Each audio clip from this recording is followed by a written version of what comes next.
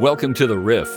Today, Justin sits down with Andy Thornton. They talk about being a good neighbor and how the Dream Center campus is focused on taking steps to be the best neighbor in Woodland Heights. Mr. Rogers would be so proud.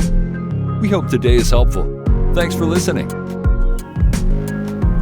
Riff listeners, welcome. It's Justin again. Okay, so I know maybe if you're a longtime listener, this is 2 in a row now that there's no Jeremy. Yeah. Okay. Now, I get it. I miss him as well. Yes. I promise. I promise.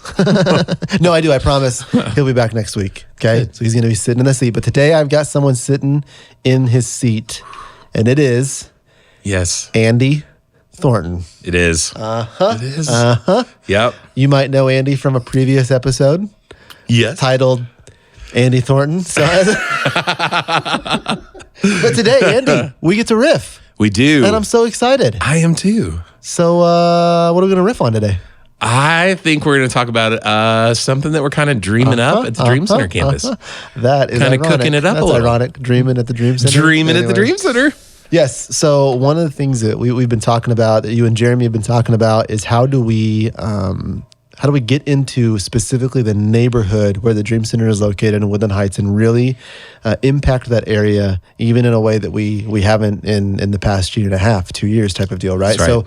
So that's what we're going to walk through today. We're going to walk through a couple of opportunities that the listeners will have to be a part of that. We're going to walk kind of behind the vision of it and just some pieces to it of what it is, why it is, all that kind of stuff. Yeah. And we're going to maybe say a joke or two here or there. We're going to laugh. Oh, my goodness. I could laugh. It's going to be great. I don't know about the jokes, but I can laugh. Oh, my goodness. So, Andy, tell me a little bit about the Dream Center campus, specifically what's going on, how's it going? Yeah. And then we're going to jump into this piece as well. So if you are new to the program or new to like just our different campuses, one of our campuses is Dream Center campus that happens no other place but the Dream Center. It's weird. Yeah. The name was hard to come up with, but we decided It was years. Yeah, it did. And we finally landed. So the Dream Center was open for about 3 years, and then in that time period, I was able to, for a couple of years, be a program director at the Dream Center. And while we were doing that, Jody and I came across some people that continually started asking, why do you guys do what you do? What do you believe in? Like what's the reason for being here? Because Jody has always had this huge heart to be help for today and hope for tomorrow to any person who walks in the doors of the Dream Center and any person that we can talk to out in the community. So there are no strings attached to the Dream Center. So the idea from the very beginning was to be not a place where you have to come and listen to a message or some sort of instructional things, or you have to fit into a certain mold to be able to receive services of care and compassion. It was, no, we hopefully have answers for some needs that you have and pain that you're going through. We hopefully have some solutions and help through that. But we don't have to be like called a church or have the name North Point on it, which Jeremy is like huge about that as the pastor of North Point Church to not have really what I've seen in the majority of the ministry that I've done in my lifetime, or at least have seen done, where typically churches like to slap their name on a lot of stuff because it's good, like publicity. It's good for donors. To be honest, we just ran out of logos. Yeah, there's like this attitude where a lot of times you almost think that it's going to be helpful, or I've even been in meetings at other places that have thought you might not even have the, like, as weird as it sounds, the blessing of God if you don't put something on it about God. Because a lot of times people think, well, you're trying to hide something. I believe that's true when you're doing like a bait and switch, that you are like, that's not fair to people to be like, yeah, we'll give you this, but later we're going to expect something in return. And so Dream Center was never that way. But like I said, when we went 3 years into it, it became very evident that there was a need for people to have a safe place that they could also come learn about Jesus. And we thought, well, this is already a safe place to them. They're already calling this like their home. They feel safe here. They tell us about their family. They tell us about issues that are going on and all sorts of things that they might be struggling with or going through. And so we decided to launch a campus here in the middle of COVID, and it worked. It worked great. I mean, it's messy and it's hard work, and you see lots of people come and then lots of people go, and then just the ebb and flow of everything. But over the years now, we've been able to see some consistency in people, and then some kind of incremental growth that has happened. But through all of that incremental growth, we still haven't seen a connection to the neighborhood like we want to see. Because you and Jeremy both have been so specific at the beginning of this launch that one, it's not going to be about numbers. It's not going to be about giving. All those markers that you typically have, that you must have in a church to see like how it's growing and if it's effective and if you're reaching the community. A lot of those markers, you said, do not apply to this, which has been so freeing. But because I think I've been in ministry so long, I still have that knee-jerk reaction to try to increase attendance and see giving grow and all that kind of stuff, and feel that safe. And the problem is we've done some care. We've done care for people that have attended, and I think we've developed good relationships. As a team, we seem to have really provided kind of a safe place for people to be. But I still drive into the neighborhood past a lot of houses around here that I have no idea who those people are or what they're going through.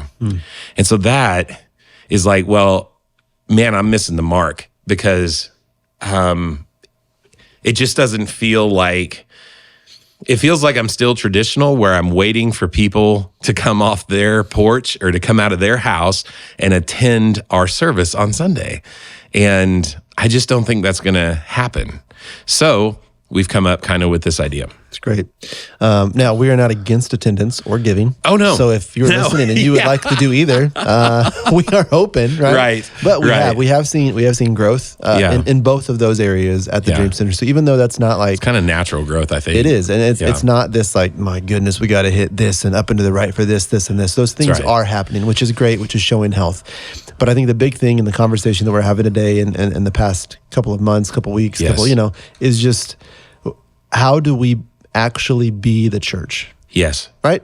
Yeah. Specifically in the Woodland Heights area where the Dream Center is located. Right. Right? Right. And that's what we're talking about today. Yeah. So I think you're right on with saying, it's probably not going to be where people are just like, there's a church in Springfield. Oh, in Springfield. What? Mom, let's go. It's probably not that, right? Right. So it is this, how do we get into the neighborhood? And not in a weird way, right? Right. But in a helpful way. Yes. And in a way that is safe, that is like, hey, we're here not for you to come check out our new song that we're playing, right? We're here for you. Yes. And we actually are planted in this place because we want to live in this place. We want to stay in this place. We want to change this place, right?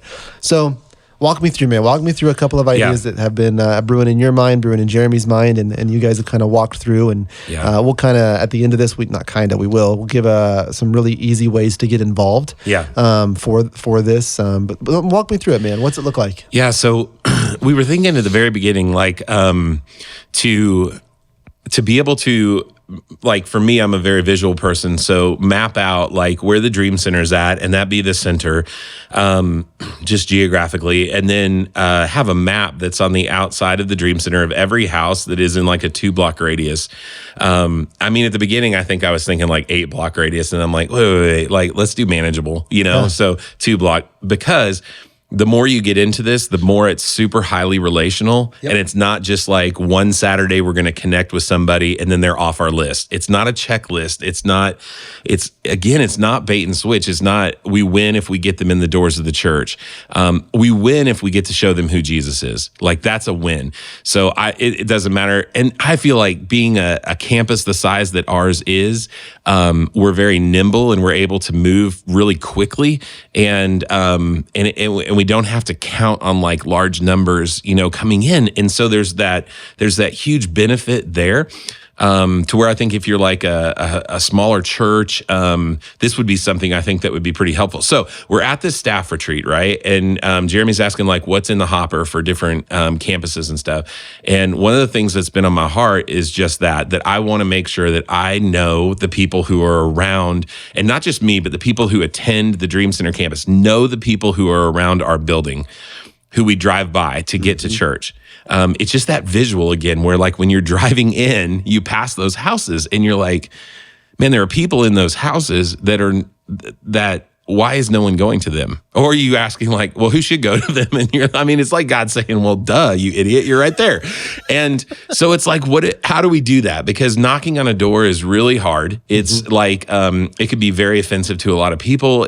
We're not in the safest neighborhood. So you're either like selling guttering or you're selling something that's crazy. I don't know. So trying to come up with a way to do that. Well, as we're brainstorming, Jeremy was like, man, I love this concept. And here's what I want you to be, because Jeremy's always talked about arrows out, arrows out, arrows out. So it's not about what happens inside the church. That's not as important as what happens outside the walls of the church. And the idea being is that how you live around people and how you react to people and how you love on people is what is absolutely huge. Now, doing that inside the church, yes, I think tons of people in this area understand that. It's very nice once you get there. But how are we in the community about loving people and loving others? And this isn't a bash against that. It's just like, just being aware. And so he said, I want you to be their pastor even before they know you're their pastor. And I was like, that stuck with me. I thought, yeah, like being their pastor even before they show up. Like you're already there. So if you need anything, it's not a transactional thing where you have to come in the walls of the church for you to get these services. And so that's where we started planning, like, okay, how are we going to do this? So the 2-block radius is what we're going to do.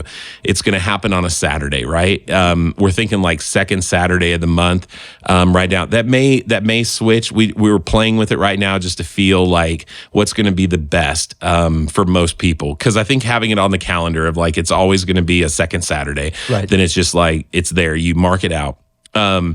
And you only do it, you're only going to be out there for like an hour at the most. Now, it could go longer. Some people love to talk. And if you've got that going and you love it and it's a conversation and it's great, go for it. Some people may not.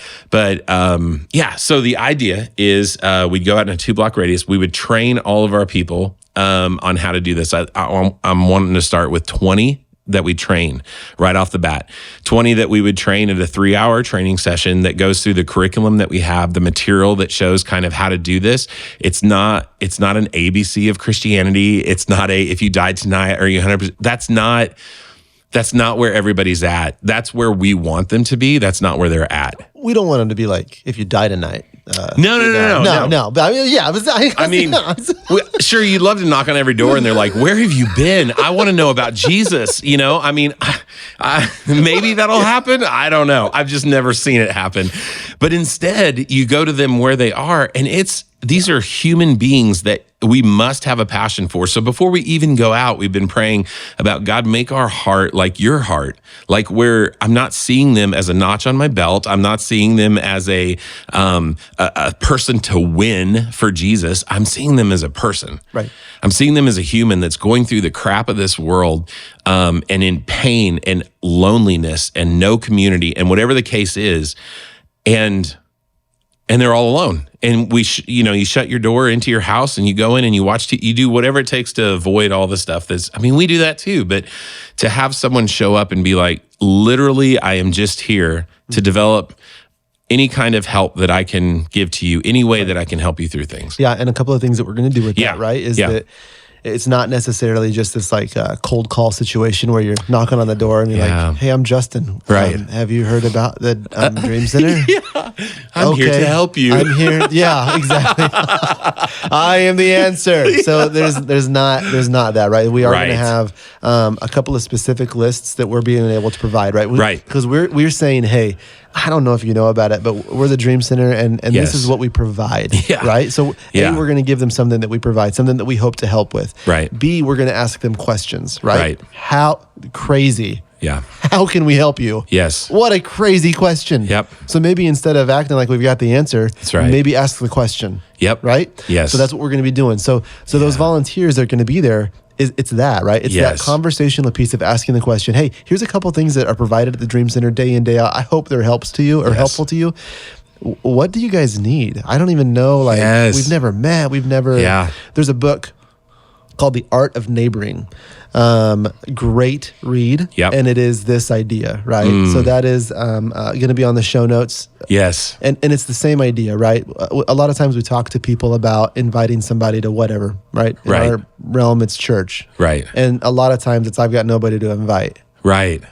Okay. Well, what about your neighbor? Yeah. I don't know my neighbor. Yeah. That's it. Oh, okay. So you actually drive by multiple people that you don't know. That's right. And so it's the same idea, right? Yes. And that's the whole idea of that is, do you know the people to your right, to your left, across the street, behind? Yes. And that's what we're doing here. Yes. We are neighboring. Yes. That's what we're doing. And you're not trying to, it's just, if you've been raised in church, you were, at least I was taught at a young age, you're trying to win an argument. Like there's going to be a debate when you knock on that door. Right. And if you win that debate, they're going to come to Jesus.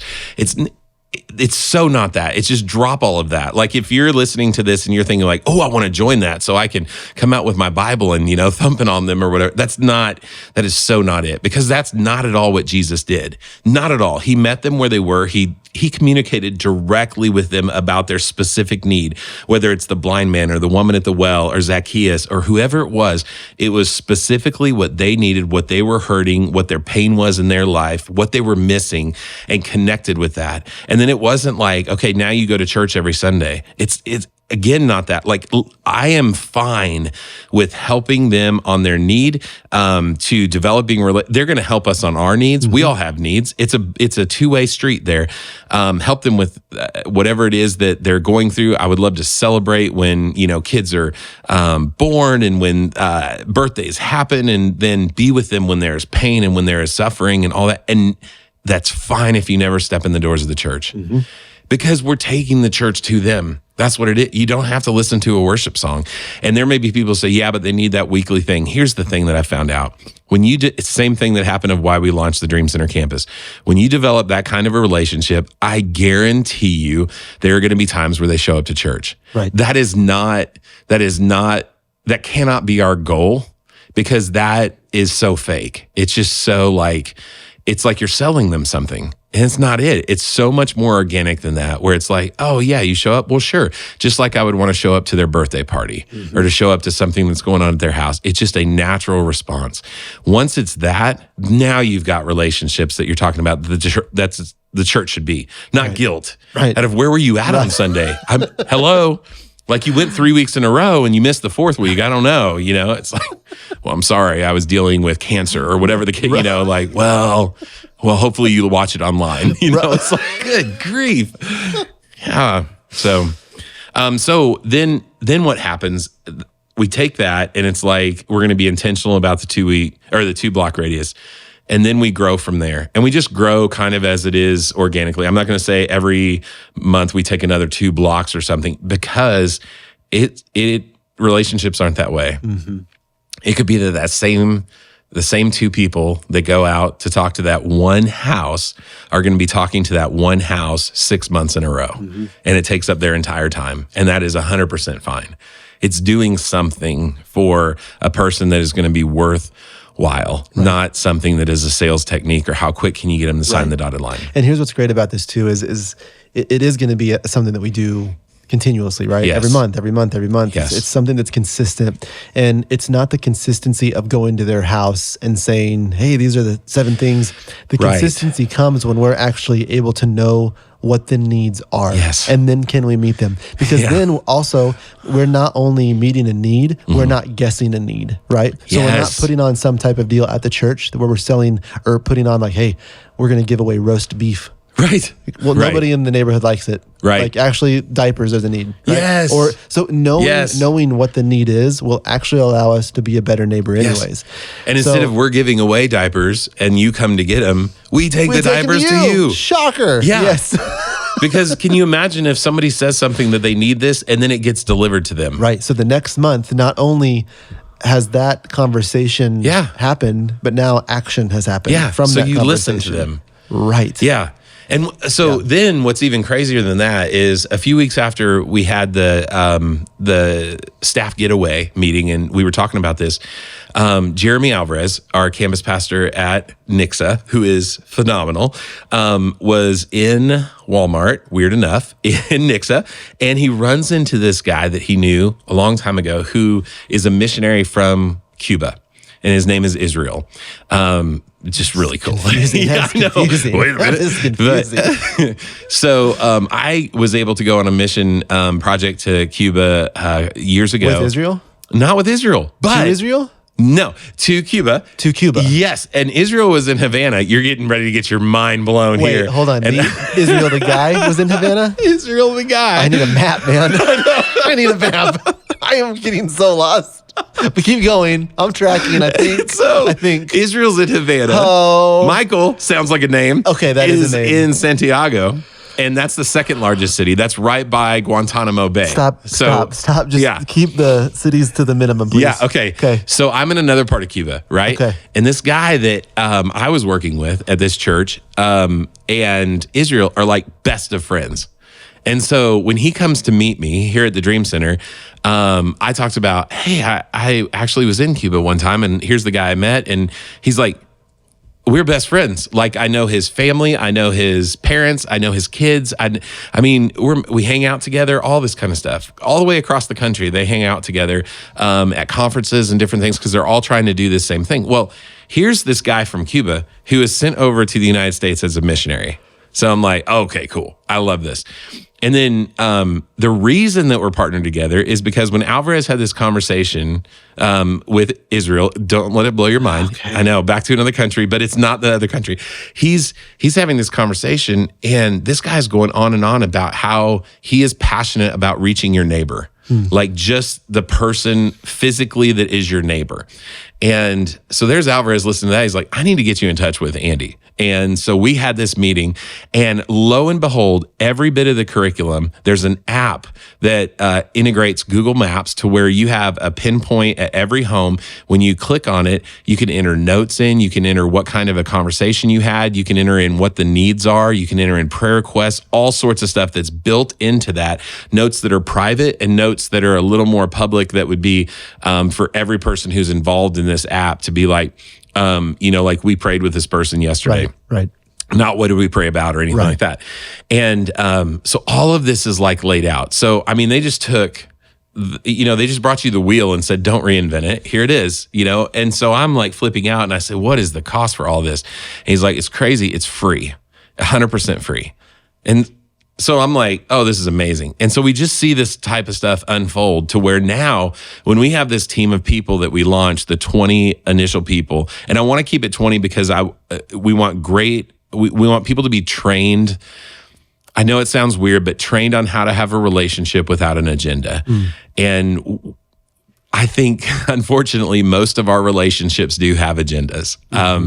It's a fight that we all have. We want something out of it.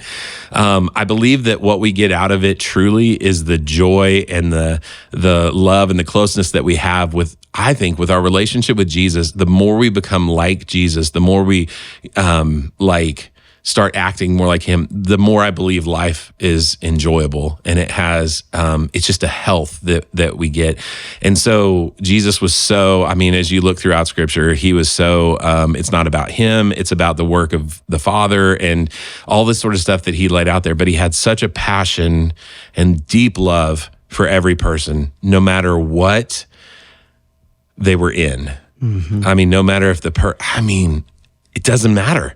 It doesn't matter if they are deep in what we call sin, right? Or if they are deep in pain, if they're deep in hurt and they're going the wrong direction. You want to ache with them.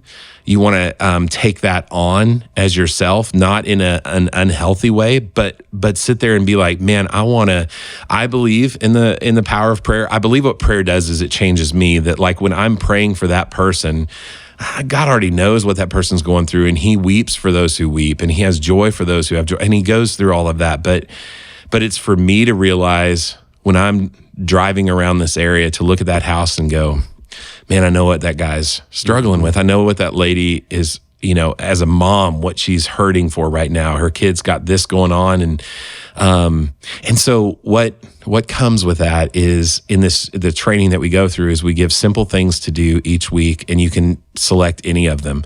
So it's not, again, about just visiting once a month. It cannot become like a scheme, or it cannot become like just this rote thing that we do. It has to be natural and organic, but they give suggestions, like maybe you find out what their favorite cookie is or something, and you make them some, and you just leave it on the front porch. I go back and forth on that. Know what my favorite cookie is? Oh, yeah.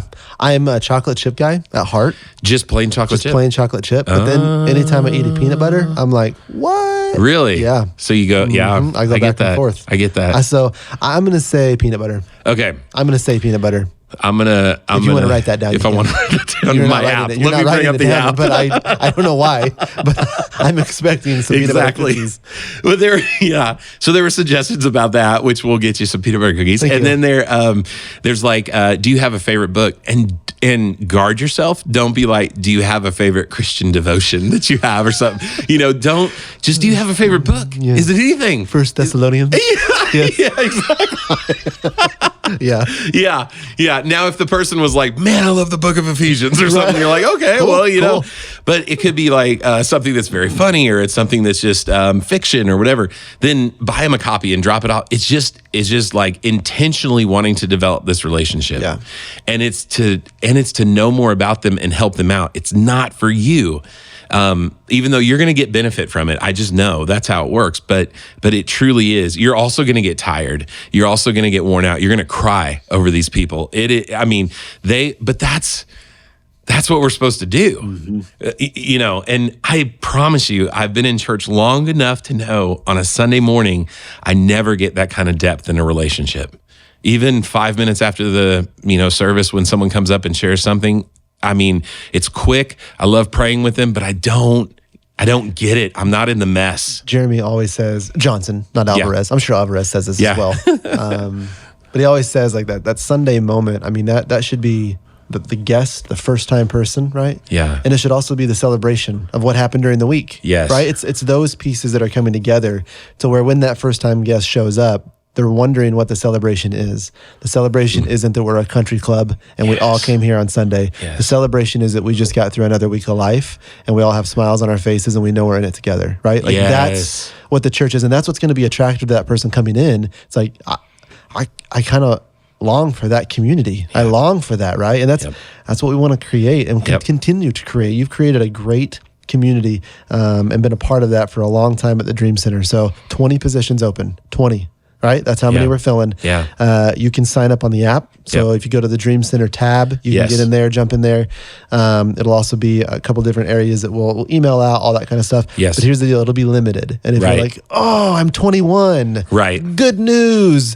Yeah. The Dream Center is here. Yes. So it is not like we have a lack of opportunity, right? Yeah, This is just a specific thing that we're doing. So if it's speaking at the to beginning. you, if it's speaking to you, if it's, man, reach out and say, I want to be a part of this. And again, if you get to a spot to where I want to be a part of it and right now it's full, I'm telling you, there are multiple things at the Dream Center that are to be a part of that are providing practical help and hope. Yes. So that's right, because that's exactly where we connect. How do we meet those needs? Right. How do we that's the whole key is we have the Dream Center. Not that's going to meet everything, but they know where it's at if we don't have it. Yes. And huge. And one thing I wanted to mention too, because I definitely don't want I don't want people to hear this, that we are all fixed and we're going to go to someone who's helped. The joy of it. And this is crazy. And I've seen this in my life all over the place. Somehow we meet together with people that have been through the same junk as we are going through. Because like what you just said about Sunday showing up and you're like, we've lived another week and we've gotten through it and we have smiles on our faces. It's either we have smiles on our faces or we don't, but we have the, like you said, the joy of knowing we're in this together. We're in it. But we're bringing all of it with us. I mean, it's not like all of us are cancer free or like our marriages are just amazing. And our kids are like, woo, The smile comes from knowing you're not alone. yes. Right? Yes. Yes. And so why can't we take that to people? Right. Because that's what they want to know. And when you're in your house and you're not in community, and your biggest community is like going to Walmart to buy your groceries, now you even do self-checkout. So there's no one to even say hi. You miss that. I get so nervous when the self-checkout doesn't work, and then someone comes over. I'm like, I don't know how to do this. I don't know how to interact with people. I don't know. No. And then I just drop my stuff and leave. I can't do it. I can't anymore, man. that. I just need the machine to work. Good night. Oh. Yeah. That's good. Andy, thanks for coming by. Yeah, buddy. And, so we're going to launch all this in January, by the way. Yes, it'll be January. Whoa, It's gonna be 2023. great. So look for that on the app. You'll see a couple emails going out. You'll see some social pieces about it. Cool. In the Christmas season. But it's going to be an exciting deal, man, and I'm excited for it. Jody and her team have done a phenomenal job of making the Dream Center what it is. And it's a home run. And you have done a phenomenal job on the campus side of things and providing, as Jeremy has said, the Dream Center is the tune of heaven, and the Dream Center campus, it's the lyrics of heaven, right? So you guys are doing a great job out there. Proud of you. And let's keep running, man. Let's do it. Okay, 20 people. 20. Oh my goodness. I can't wait to meet them. I'm excited. We might be at your door next week. Let's do it. Thanks, Andy.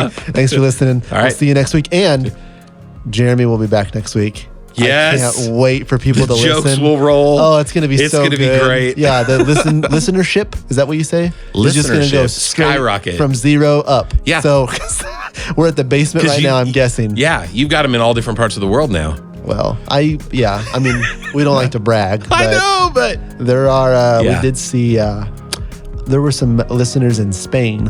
Really? 4. 4? Yeah. I believe it's Quattro. All right. We'll see you next week. Thanks. Thanks for listening to this episode of The Riff. We'll have a brand new episode every week, wherever you find podcasts.